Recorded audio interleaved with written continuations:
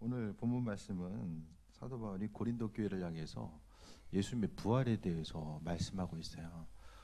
고린도 교회는 현대 교회가 가질 수 있는 여러 가지 그 고통 또 교회 문제를 다 가지고 있었어요. 이단 사상이 침투해 있었고 또 성도들끼리 또 성도들과 또 목회자와의 갈등들, 교회에서의 분당, 파당들 또 여러 가지 이제 그 인사들로 인한 문제점. 그러니까 현대 교회에서 비칠 수 있는 그 문제 종합 세트가 바로 고린도 교회입니다. 그렇기 때문에 고린도 교회를 향하여서 서신을 통해 보게 되면 할 말이 얼마나 많았으면 전서에서 안 끝나가지고 후서까지 가면서 이제 계속해서 그러니까 바울 서신 가운데서 가장 많은 부분을 차지하고 있는 것이 이제 고린도 전후서의 내용으로 보게 됩니다. 한 가지 이야기하면서 문제가 많은 그 시대를 향하여서 은사 중에서 최고는 사랑이다라고 또 말씀하고 있고 또 무엇보다도 사도 바울은 고린도 교회를 향해서 15장에서 부활에 대해서 주님의 부활에 대해서 또 강조하고 있는 것을 보게 됩니다. 그러니까 지금까지 지금도 많은 부부 예수님의 부활이 사실이었느냐, 그러니까 신앙적인 면도 있지만 예수님에 대해서 조금 더 역사적인 사건 가운데서 그 사실 가운데서 수많은 학자들이 이걸 연구해 왔어요. 이것을 역사적 예수라고 하는 그런 그 학문의 카테고리 가운데서 이제 접근하게 되는데, 예수님이 실제적으로 있었냐 없었냐, 그 죽음이 사실이냐, 이것을 계속해서 이제 연구해 왔는데, 이제 그 전에도 말씀드렸던 것처럼 예수님의 부활에 대해서 가장 핵심적인 것은 만약에 그 당시에 여러 가지 예수님이 부활했느냐 아니냐를 그 한마디로 로마 당국에서 예수님의 시체를 발견했으면 그 시체를 가지고 동네 한 바퀴 로마 예루살렘 시내를 한 바퀴 돌면 그냥 모든 것이 다 끝나버리는 거예요. 다 정리될 수 있었다라는 거예요. 그런데 그렇게 하지 않고 또 지금까지 수많은 학자들이 연구했지만 중요한 것은 주님의 부활하심에 대해서 돌아봤을 때에 다른 어떤 것보다도 주님의 제자들, 그들이 변화되어서 또 있을 수 있었던 것, 그리고 또한 또 주님을 따랐었던 주님의 제자들의 제자들, 또 수없이 많은 사람들, 힘들고 어려운 가운데서도 믿음을 잃지 않고 자신의 믿음의 자리를 지켰었던 그 수많은 사람들을 바로 신앙의 본보기, 주님의 부활의 증거로서 삼게 됩니다. 믿음 생활의 출발점은 바로 이제 예수님의 부활이 믿어지느냐 안 믿어지느냐. 그러니까 신앙생활의 핵심은 주님의 부활이 믿어지느냐 안 믿어지느냐. 그게 그냥 뭐 맨날 듣다 보니까 머릿속으로만 인식되는 것이 아니라 실제적으로 내 삶의 여정 가운데 주님의 부활하심이 믿어지는가, 그것이 바로 신앙생활에 있어서의 핵심적인 내용에 있습니다. 여러분 어떠십니까? 주님의 부활하심에 대해서 이게 좀 머리로서 우선 머릿속으로 좀 그런가 보다 사실적인 이해뿐만 아니라 마음속 깊은 곳까지 그 부분에 대해서 좀 동의가 되십니까? 주님의 부활하심에 대해서 인생 가운데?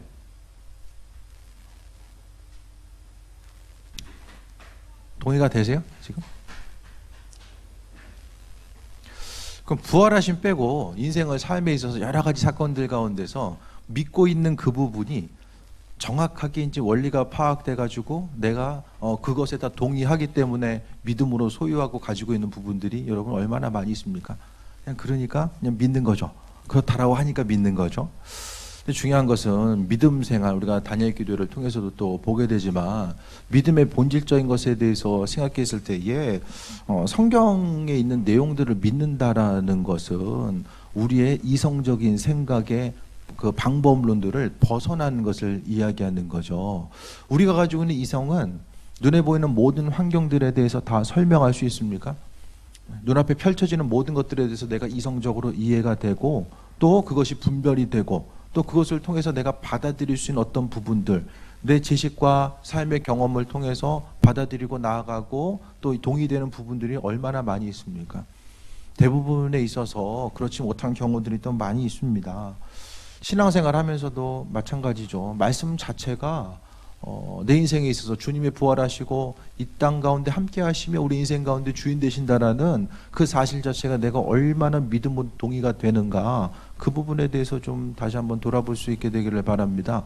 주님의 부활하심 자체, 그 부분에 대해서 생각했을 때에 주님의 부활하심이 온전히 내 심령 가운데 동의가 됐을 때에 삶을 통해서 그것이 믿어져야지만이 삶을 통해서 우리가 하나님을 경험하고 나아가는 거죠. 여러분, 믿음 생활한다라는 것은 그냥 뻔한 일을 기대하면서 신앙생활하는 이들은 많지 않을 거예요. 어떠십니까? 그냥 모든 일들이 될 만한 일들은 되고 하기 힘들고 어려운 일들은 안 되고, 그러니까 확률과 가능성에 근거해서 이 일은 좀 확률이 높으니까 이것은 될 거야, 이것은 확률이 좀 많이 떨어지네, 그러니까 좀 어렵겠지, 이렇게 이제 이분법적으로 분별해서 우리가 살아가게 되면은 이 시간 우리가 신앙생활 하면서도 마찬가지입니다. 신앙생활 한다라는 것은 내 생각과 관점 가운데 있어서의 어떤 둘로 나눠지는 그 부분들을 이제는 내려놓고, 내가 이해할 수 없고 또 경험해보지 못했지만 그래도 하나님의 일하심과 인도하심에 대한 소망감이 있고, 내가 스스로 이성적인 방법에 의해서 결정된 어떤 것이 아니라 하나님의 방법이 분명하게 있다는 것에 대한 소망감과 기대함을 가지고 살아가는 사람들이 바로 신앙인의 모습입니다. 그러니까 날마다 뻔한 걸 기대하고 믿음 생활하다 보면 사실 신앙생활만큼 재미없는 것도 없습니다. 눈에 보여지는 것이 날마다 주님이 그분의 능력을 베푸시고 인도하심에 있어서 가장 우리에게 요구하신 분량이 뭐죠? 예수님이 뭘 물어보셨어요? 하나 물어보셨죠? 믿음이 있느냐 하나 물어보셨어요. 다른 것을 참고의 대상으로 말씀하지 않았어요. 근데 예수님께서 고향 땅에서는 기적을 많이 베풀지 않았거든요. 왜? 그들이 믿음이 없었기 때문에 예수님께서 어떤 기적과 능력 또한 많이 베풀지 않았던 모습 또한 우리가 발견하게 됩니다. 그러니까 중요한 것은 세상을 신앙생활한다는 것은 하나님에 대한 믿음, 주님께서 이 땅 가운데 지금도 살아 역사하신다라는 것, 그러니까 이 시대 가운데서 하나님이 살아 역사하신다라는 것에 대한 소망함 자체를 이야기하는 거예요. 신앙생활도 어떤 보수교단 가운데서는 어떻게 생각하냐면은 죽어서 그냥 천국 간다라는 것은 이야기하지만 이 세상을 살아가면서 하나님이 내 인생 가운데 구체적으로 개입하셔서 정말 내 이성적인 영역을 벗어날 수 있는 그분의 능력과 일하심을 베푸신다라는 그 사실에 대해서 기대하지 못하고, 그것에 대한 삶을 통해 역사하시는 구체적인 하나님의 능력에 대해서 기대함이 없이 신앙생활하면은 목회자라고 할지라도 평상시의 삶을 통해서 하나님의 개입하심을 전혀 경험하지 못하고 살아가는 거예요. 한 원로 목사님의 간증을 들었었는데요. 상당히 이제 그 조직적이고 이성적인 목회를 한 거예요. 될 만하면 하고, 하기 힘들면은 어쩔 수 없고 못하고. 그렇게 이제 그 이성적인 신앙생활을 하다 보니까 평생 한 교회에서 40년 있었지만은 은퇴하고 나서 돌아보니까 하나님의 능력과 인도하심이 아니라 내 생각과 관점대로 목회한 것에 대해서 너무 후회가 된다, 그런 얘기를 하는 거예요. 그리고 이제 하나님의 능력과 인도하심에 대해서 목회를 내려놓고 나서 좀 다른 관점 가운데 바라보게 되니까 하나님 실제적으로 살아 역사하시는구나. 세상을 살아감에 있어서 요즘 좀 살만하십니까? 어떠십니까, 여러분? 소망함 자체, 소망함이라고 하죠. 소망함, 기대함과 소망함 자체가 좀 있으십니까?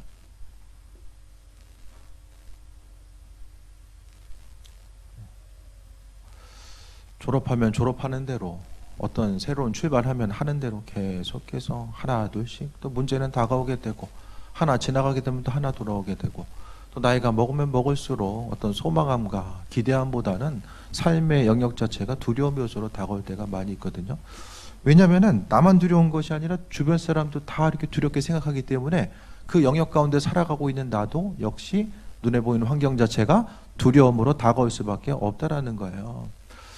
그럼 내게 있어서의 신앙생활 한다는 것 자체가 어떤 의미성을 갖고 있는가? 내가 가지고 있는 믿음 생활은 내가 그냥 교인이다, 그것 때문에 나중에 내가 교인이기 때문에 죽어서 그래도 천국 갈 수 있겠지, 단순히 그것에 대한 어떤 마음속에 있어서의 소망한 그것만 가지고 살기에는 믿음 생활한다는 것은 너무나도 큰 의미성을 가지고 있다는 것에 대해서 말씀하고 있습니다. 여러분 자신, 우리 모두 다 교회에 있다라는 것은 주님의 부활하심에 대한 가능성을 완전히 믿는 이들도 있을 것이고, 혹시 그럴 수 있지 않을까라고 생각한 일도 분명히 있을 거예요. 믿음에 각자의 분량이 있겠지만 중요한 것은 한 발짝 더 나아가서 수많은 사람들이 이 성경 말씀, 2000년 동안 하나님 말씀이 사라지지 아니하고 그 고대 근동, 문명에 있어서의 그 고대 근동에 있었던 이스라엘이라고 하는 그 작은 땅덩어리 가운데 하나님께서 선택하시고 그것을 통해서 하나님께서 성경 말씀을 주셔서 이 땅 이곳까지 이르게 하신 그 하나님의 풍성하신 은혜 자체, 그것에 대한 소망감이 있다면 한 발짝 더 나아가서 믿음의 영역 가운데 하나님의 일하시고 인도하심에 대한 소망감을 갖는 거예요. 그러니까 믿음 생활 자체가 우리는 사회에서 생활하고 또 그동안 공부해오고 나아가는 것 자체가 다른 것이 아니라 이성적인 테두리 가운데서 우리가 인생을 살다 보니까 믿음의 영역 가운데 나아가는 것이 정말로 힘들고 어려운 거. 특히 이제 그 성향 자체가 조금 더 논리적이고 분석적인 사고를 가지고 있을수록 정말 힘듭니다. 하지만 우리가 하나님에 대한 소망함, 믿음의 영역 가운데 나아가고 있다고 한다면 한 발짝 더 나아가서 믿음 생활 자체가 내 인생 가운데 정말로 힘과 능력에 대해서 살아갈 수 있는 그 부분에 대해서 말씀하고 있습니다. 오늘 본문 계속해서 보겠습니다. 주님의 부활하심, 이 부활하심이 온전히 세워지면 그 부활하신 주님은 지금 뭐하고 계시냐? 하나님께서, 주님께서 하늘에서 그냥 잘 사나 못 사나 그냥 하늘에서 쳐다보는 분이 아니라 지금도 삶의 여정 가운데 구체적으로 개입하시고 내가 간구하는 그 기도 제목마다 하나님께서 귀하게 여기시고 인도하신다라는 그 소망감 자체를 이야기합니다. 형제들아, 1절 봅니다. 내가 너에게 전한 복음을 너에게 알게 하노니 이는 너희가 받은 것이요 또 그 가운데 선 것이라. 2절 말씀 봅니다. 너희가 만일 내가 전한 그 말을 굳게 지키고 헛되이 믿지 아니하면 그로 말미암아 구원을 받으리라. 하나님 말씀에 대해서 헛되이 믿는 것과 또 그것이 아니라 굳게 지키는 것과 헛되이 믿는 것 자체를 또 나눠서 말씀하고 있어요. 헛되이 믿는다라는 건 뭐죠? 믿기는 믿는데 헛되이 믿는다라고 이야기해요. 헛된 믿음. 2절에 답이 나와 있습니다. 말씀에 대해서 굳게 지키는 것과 반대말이 헛된 믿음이에요. 온전한 믿음은 말씀을 지키는 것이 온전한 믿음이고 헛된 믿음은 말씀 지키지 않는 거야. 왜 안 지키죠? 안 믿어지니까 안 지키는 거예요. 믿어지면 하는데 안 믿어지니까 안 하는 거예요. 흘려보내는 것이 아니라 말씀 지키는 사람이 구원받는다라고 이야기합니다. 우리가 그 하나님의 사랑 다 좋은데 그 사랑만 너무 바라보다가는 멸망합니다. 주님 사랑만 기대하면 하나님은 사랑과 공의, 하나님의 모든 것을 용서하시는 그것을 하나님 사랑이라고 말씀하지 않아요.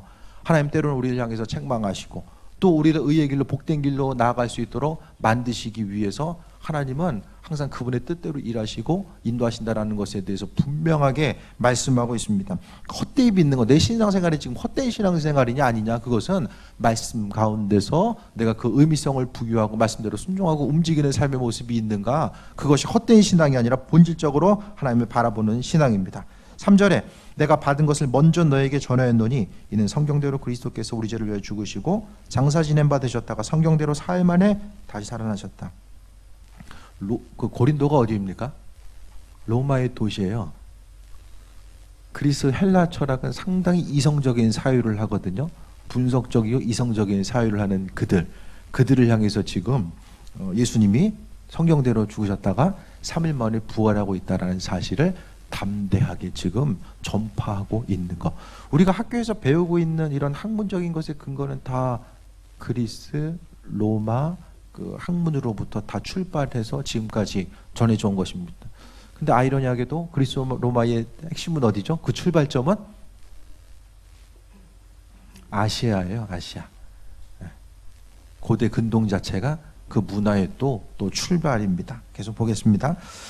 5절에 게바에게 보이시고 후에 12 제자에게와 그 후에 500의 형제에게 일시에 보이셨나니 그 중에 지금까지 대다수는 살아있고 어떤 사람은 잠들었으며 그 후에 야고보에게 보이셨으며 그 후 모든 사도에게와 맨 나중에 완색되지 못하는 자 같은 내게도 보이셨느니라. 언젠가 한번 말씀드렸는데요.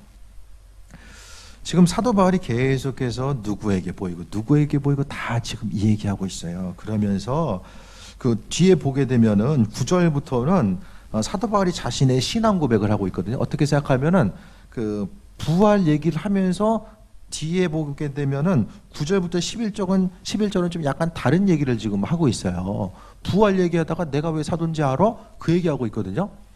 좀 이따 다시 또 말씀드릴 텐데, 오늘 9절부터 이야기하면 나는 사도 중에 가장 작은 자라, 하나님의 교회를 박해하였으므로 사도라 칭함받기를 감당하지 못할 자다라고 말씀하고 있어요. 이 얘기는 계속해서 바울 서신마다 그 이단의 무리들, 또 사단은 사도 바울을 괴롭게 하는 그 일들을 행하면서 어떻게 이용하냐? 사도 바울은 사도가 아니다. 이 당시에 사도의 핵심은 예수님을 직접 만나서 그분께 가르침을 받아야 돼요. 근데 사도 바울은 어떻게 됐습니까? 나는 사도가 된 것은 하나님의 은혜로 됐다라고 이야기해요. 바울이 사도된 거 아무도 몰라요. 예수님이 만난 것에 대해서 나는 아는데 주변 사람들 아무도 모르는 거예요. 우리 인간적인 생각은 다메섹 도상에서 바울뿐만 아니라 다른 사람에게 좀 같이 보여줬으면 좋았을 텐데 바울에게만 비춰주셨다라는 거예요. 그러니까 계속해서 어려움 당하는데 지금 예를 들어서 공동체 가운데 있는데 한 사람이 쟤 거짓말 되게 잘하는 것 같아. 근데 누가 있을까요? 거짓말 좀 잘할 것 같은 사람. 우진이가 제일 뚫어지게 쳐다보고 있어요. 예를 들어서 우진이가 학교에 있는데 친구가 그러는 거야. 야, 너 박우진 거짓말 얼마나 잘하는 줄 알아? 근데 우진이는 거짓말을 안 해. 나는 태어나서 거짓말을 한 번도 해본 적이 없어. 그러면은 학교에서 우진이 입장에서 거짓말에 대해서 해본 적도 없지만 어떤 위기 상황을 모면하기 위해서 그 거짓말을 할까요? 안 할까요? 거짓말하면 넘어갈 수 있지만 이 거짓말 안 하면 한 대 맞을 수밖에 없는 상황이야.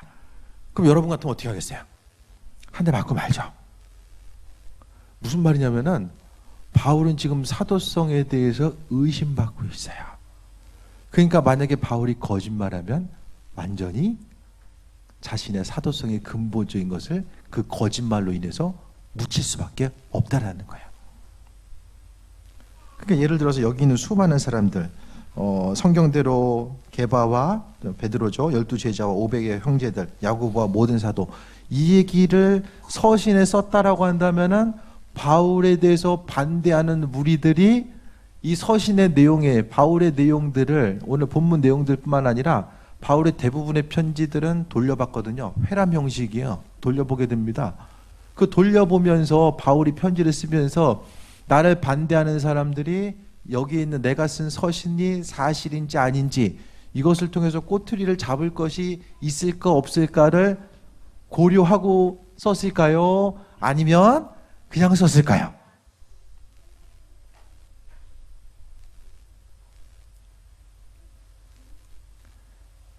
이럴 때 좀 반응을 하셔도 돼요. 좀 그걸 고려했다라는 거예요. 그러니까 바울은 예수님의 부활에 대해서 경험한 수많은 사람들, 500명 이상의 사람들이 부활을 경험했기 때문에 그것에 대해서 고린도 교인들하고 이렇게 사이가 친한 사이가 아니라 항상 이렇게 관계성 가운데 어려움이 있었는데 그들을 향해서 주님의 부활을 이야기하면서 말씀하고 있는 것이고, 중요한 것은 그 주님은, 살아계신 하나님은 우리의 삶의 여정 가운데 은혜 더하시고 인도하시고 그분의 부활하심을 우리가 경험할 수 있도록 날마다 이끌고 인도하신다라는 거예요. 계속 보겠습니다. 9절 봅니다. 나는 사도 중에 가장 작은 자라. 나는 하나님의 교회를 박해하였으므로 사도라 칭함받기를 감당하지 못할 자니라. 여러분 어떻습니까? 우리를 불러주신 거, 믿음 생활을 안 했으면 우리의 삶은 어땠을까요? 여러분, 저 가끔 좀 생각을 해보는데 신앙생활 안 했으면 어떻게 살았을까요? 우리가?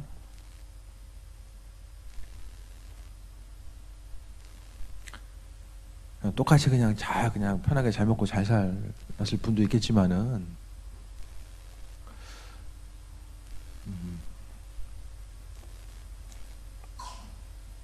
그러니까 주님은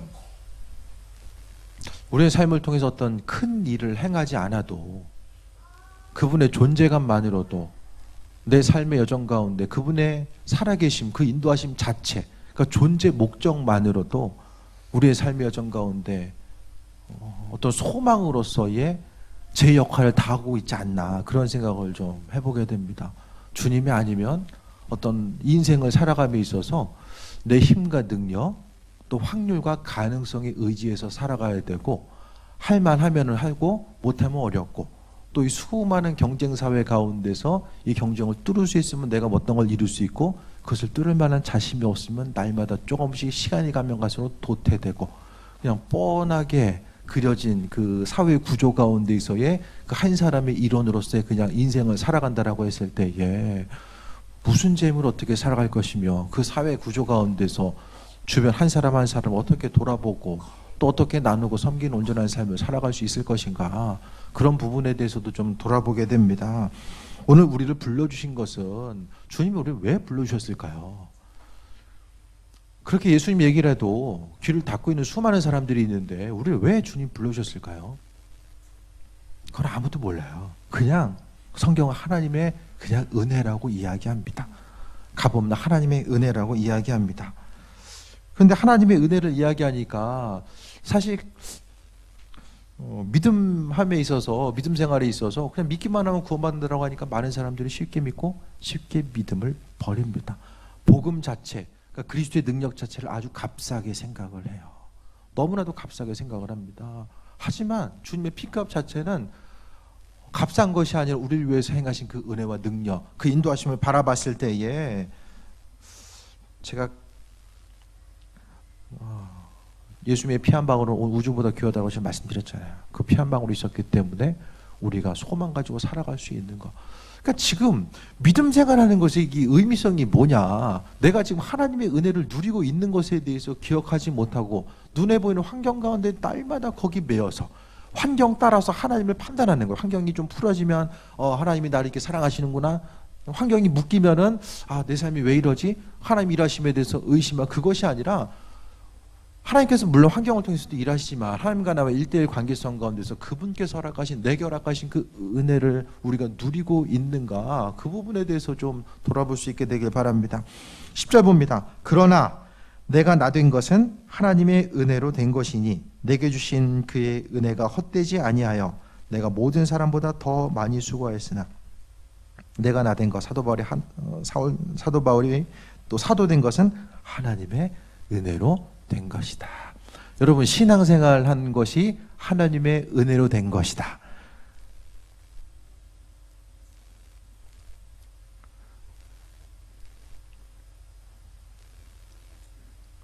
믿음 생활이 어떻습니까, 여러분? 하나님의 은혜입니까?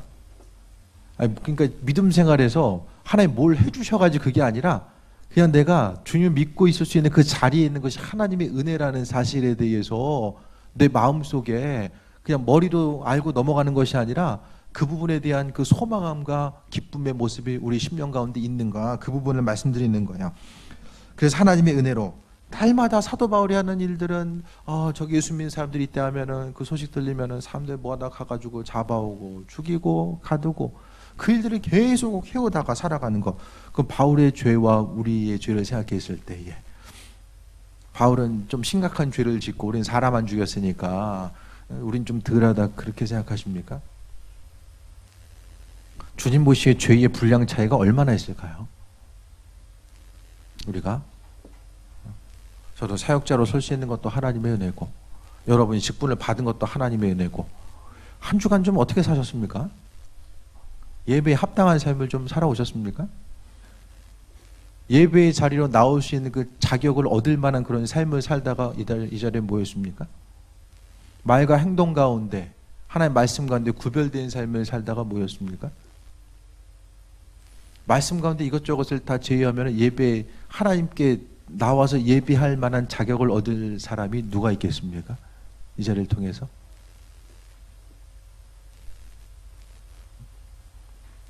나는 하나님께 예배할 만한, 그러니까 하나님은 날마다 이렇게 준비하고 계셨다가 날마다 교회에 오면은 우리를 향해서 참 감사하다, 너희들 나를 위해서 예배하러 왔구나, 참 감사하다. 하나님께서 믿는 사람들에게, 예배자에게 가장 요구하셨던 부분이 뭐죠? 거룩함이죠. 목회자에게도 거룩함에 대해서 가장 말씀하셨고, 성도들에게도 거룩함을 말씀하셨어요. 하나님 말씀대로 살아가는 것이 거룩함이거든요. 그 죄인인데 하나님이 우리를 불러주셨어요. 교회 숫자가 많다 보니까 한 해에 6천에서 7천 교회가 개척이 되고 6천 교회 이상이 문 닫습니다. 교회가 많다 보니까 교회 하면 내가 언제든지 선택만 하면 갈 수 있는 거. 교회는 그냥 항상 문이 열려져 있고 내가 언제든지 가기만 하면 하나님께서 감사할 거야. 나를 기뻐하실 거야. 성경적인 관점 가운데 보면 하나님은 거룩하게 구별된 사람들 원하셨는데 원래 예수님이 아니면 우린 그분께 나아갈 수가 없어요.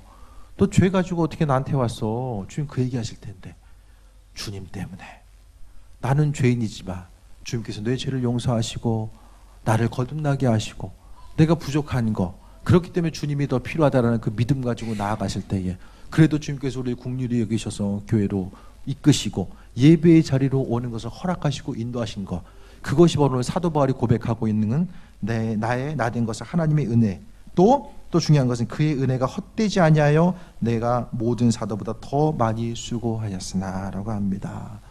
생각을 해보니까 나는 이렇게 살다가 죽었으면은 영원한 멸망 가운데 지옥 갈 수밖에 없는데 주님이 나를 친히 만나주셔서 영원 구원하신 것도 감사한데 이방인을 위한 사도로서 사용하신 것 자체가 너무 감사해서 그는 일생을 통해서 봤을 때에 죽을 힘을 다해서 헌신합니다.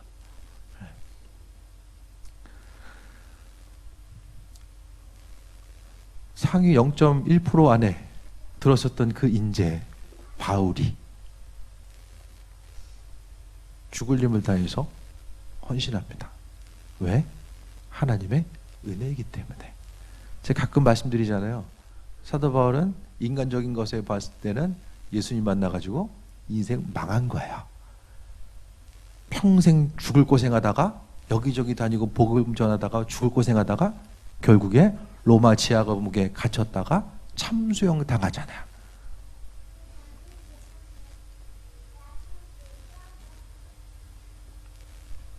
모든 사람보다 더 수고했다는 그 바울은 그의 평생의 삶을 통해서 이렇게 돌에 맞아가 죽을 뻔하고 그것을 하나님의 은혜로 기억했습니다.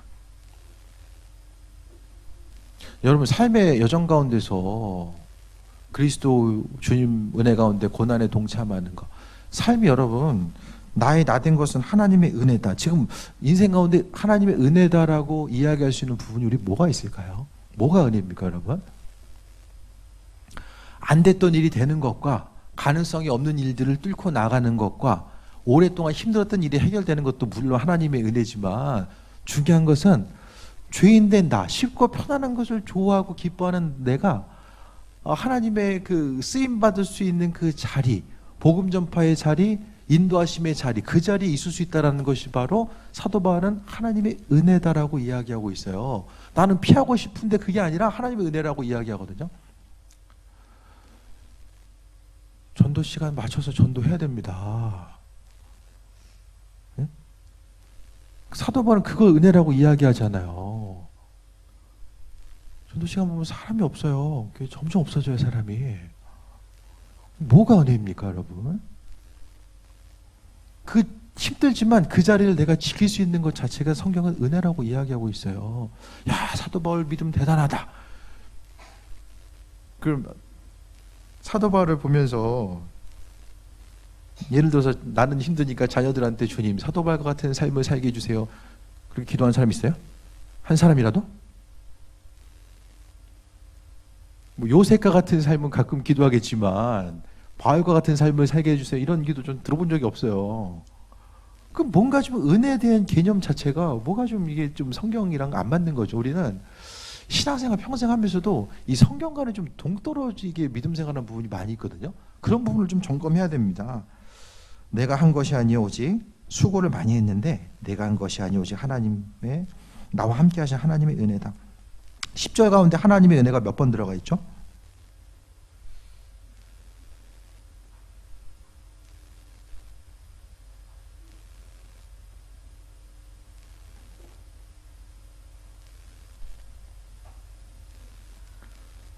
뭐 한 절 찾는데 왜 오래 걸리고 있어요? 3번이잖아요. 3번.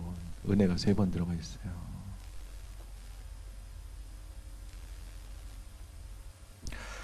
지금 바울의 삶은 사도로서의 삶을 시작했는데 그가 사도가 된 것은 하나님께서 그를 사도로 불러주셨잖아요. 하고 싶어서 사도가 된 것이 아니라 주님이 불러주셨어요. 그 불러주셔서 사도로서의 삶을 시작하는데 교회를 개척하면은 유대인들 또 이단들이 와가지고 교회를 흔들고 교회 개척하다 보니까 서로 문화권이 달라요. 그렇게 하다 보니까 교회에서의 분쟁과 파당이 있고 계속해서 서신마다 나는 사도다라고 이야기해야 되는 그런 절박한 상황. 그러니까 우리가 인간적인 상황과 생각을 했을 때는 도무지 하나님의 은혜다라고 이야기할 수 없는 그 상황 가운데서 하지만 사도 바울은 고린도 교인들에게 서신을 보내면서 한 구절을 통해서 이것이 다 하나님의 은혜다라고 하는 이 사실을 3번을 강조하고 있어요. 인생 자체 주의 일에 쓰임 받을 수 있고 내가 믿음 가운데 그러니까 하나님이 그를 향해서 행하신 것은 뭐가 있어요? 사도로 불러주시고 사명 맡겨주신 거예요. 그 일을 향해서 끝까지 나아갈 수 있도록 그거 인도하신 거거든요. 하지만 그 모든 것에 대해서 하나님의 은혜라고 이야기합니다. 다음 한 주간 또 추수감사절을 맞이하고 올 한 해를 돌아봄에 있어서 하나님의 은혜가 무엇입니까? 주신 은혜가 무엇입니까? 바울이 고백했던 것 같은 이 하나님의 은혜가 여러분에게 무엇입니까? 받은 은혜가 뭔지를 알아야지 한 해를 돌아보면서도 감사할 거 아니에요. 나의 나된 것은 하나님의 은혜로 됐다. 내가 나의 나된 것이라고 하는 건 너무 많은 의미성을 갖고 있을 거예요. 내가 사도가 된 거, 또 고난 가운데 있지만 말씀을 전할 수 있는 그 자리를 이탈하지 않냐고 여전히 버틸 수 있는 거, 고난 가운데서도 원망불평하지 않냐고 제자리를 지킬 수 있었다라는 거, 그 가운데서도 다른 사람들에게 선한 영향력을 끼칠 수 있었던 거, 무엇보다도 자신에게 하나님께서 사명을 맡겨주셨다라고 하는 그 부분에 대해서 감사하고 있지 않나라는 생각을 해보게 됩니다. 믿는 자로서 우리가 소망함 가지고 나아가는 거, 앞으로의 삶의 여정 가운데서도 마찬가지입니다. 하나님은 그분의 뜻과 인도하심 가운데 우리를 예비하시고 은혜로 베풀어 주실 거야. 하나님 바울 사도를 위해서 그가 복음 전파의 사명을 감당할 수 있도록 모든 일들을 행해 오셨어요. 사회 구조, 여러 가지 환경들, 그 모든 것들이 우리가 신앙생활하는 것과는 좀 반대되는 쪽으로 많이 흘러가는 것처럼 보여집니다. 근데 요즘에 설교 말씀을 통해서 이번 다니엘 기도를 통해서 복음의 메시지가 뻗어나가는 그것을 통해서 이제 설교를 들을 때에 지금 해외에서 보게 되면 한글을 배우려고 하는 사람들의 숫자가 상당히 폭발적으로 늘어나게 됩니다. 그리고 이제 문화적인 것, 어떤 K-팝이라든지 그런 문화를 통해서 계속해서 지금 뭐 중동, 남미 들어가지 않는 것들이 없거든요. 그 문화가 지금 전파된 이 작은 나라에서 문화적으로 언어적으로 폭발적인 영향력을 갖고 있는 것 자체가 통일한국 시대를 준비하고 또 인재들이 해외로 나가서 복음 전파의 사명을 감당할 수 있는 그 은혜.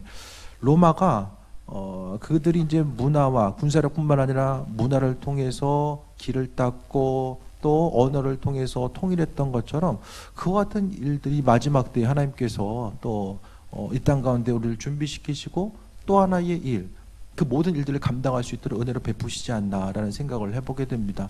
삶을 통하여서 또 교회에 있어서의 자녀들이 그것에 대한 복음 전파에 대한 소망감을 갖고 나아가는 것, 교회의 당위성 자체는 복음 전파입니다. 복음 전파는 하나님의 은혜가 무엇인지를 깨달아 아는 사람들이 복음을 전할 수 있습니다. 내가 하나님의 은혜가 무엇인지 모르는데 나가서 누구에게 복음을 전합니까? 먼저 내 안에 있어서의 기쁨과 소망감, 그 은혜가 경험됐을 때에 다른 사람에게도 전할 수 있는 그 소망감과 기대함을 가지고 살아갈 수 있게 됨에 대해서 말씀드립니다. 삶에 있어서 여러분이 동의하든 안 하시든 하나님 보시기에 우리의 삶은 다 하나님의 은혜라고 지금 말씀하고 있는 거예요. 환경 가운데 답답해 보이고 눈앞에 보는 현실 자체가 이거 언제 끝나지? 정말 이거 좀 빨리 끝났으면 좋겠는데 그런 모습으로 다가오는 미래에 대한 암울한 현장이라고 할지라도 그 모든 일들 가운데서 오늘 사도 바울의 믿음의 고백을 통해 보게 되면 나의 나된 것, 사도 바울이 지금 뭐 하고 있어요? 나의 나된 것은 다 하나님의 은혜다라고 말씀하고 있습니다. 제가 복음 전할 수 있는 것도 은혜고 여러분이 한 주간을 살다가 이곳에 모여서 예배할 수 있는 것도 은혜고 중요한 것은 시간이 빨리 흘러가기 때문에 그 가운데선 내가 주님 맡겨주신 사명의 자리에 있지 아니하면은 그냥 시간이 흘러가는 거예요. 말씀 정리합니다. 오늘 사도 바울은 부활에 대해서 이야기하면서 끝자락에 모든 것이 하나님의 은혜라고 이야기합니다. 그러니까 부활하신 주님이 자신의 삶의 여정 가운데 함께 하시고 인도하시고 예비하시기 때문에 하나님의 은혜라고 말씀하고 있습니다. 부활하신 하나님 지금 우리 함께 하고 있어요.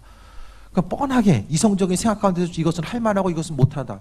이거 틀에 갇혀져 있으면 평생을 통해서도 하나님의 능력 경험할 수 없습니다. 내 생각 가운데 하나님 갇혀 계시기 때문에 믿음 없는 가운데 하나님 일하시지 않잖아요.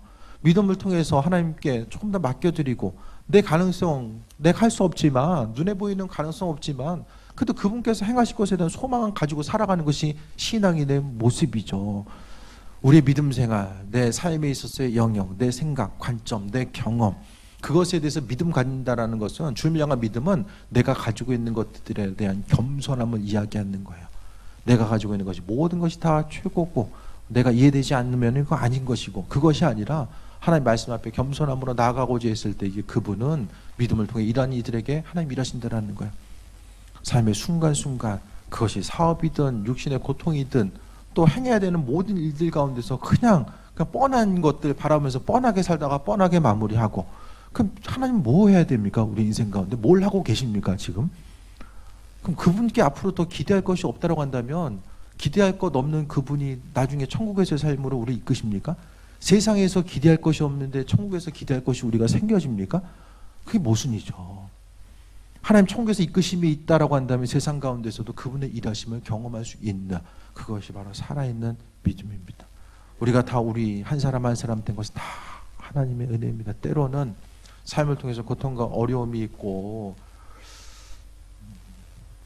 벗어나고 싶은 환경이 있다라고 할지라도 오늘 바울 사도의 말씀을 통해서 주님의 그의 입술을 통해서 우리에게 인도하신 것 하나님은 바울 사도를 사용하셨어요. 주님으로부터 받은 말씀을 통해서 전한 것이 지금 사도 바울은 우리의 손에 성경이 되어서 우리의 손에 들려질 것에 대해서 바울 사도는 생각을 못했어요. 하지만 하나님은 그를 사용해 주셨습니다. 우리의 삶의 여정 가운데서 마찬가지죠. 원래 하나님 사용하실 것이고 선한 영향력을 베푸는 사람 그냥 그저 그렇게 한 세상 살다가 마무리되고 내 인생 돌아보니까 할 만해서 하고 하기 힘들어가지고 못했는데 그러다가 그냥 여기까지 와서 이렇게 왔다라고 그렇게 한 세상 마무리되는 것이 아니라 삶을 통해서 내 인생 가운데 하나님 이렇게 일하셨고 그 은혜와 도우심 가운데 그 순간을 내가 견뎌냈으며 그 은혜로 여기까지 왔다라고 한다는 그 믿음의 고백 그 고백이 있는 사람들이 하나님 나라를 바라보게 되고 천국을 바라보게 됩니다. 삶의 순간순간 두려움의 문제 내려놓으시고 그 인도하심의 자리 가운데 승리하는 귀한 삶 되시길 축원드립니다. 오늘 주신 말씀 기억하며 또 잠시 기도하겠습니다.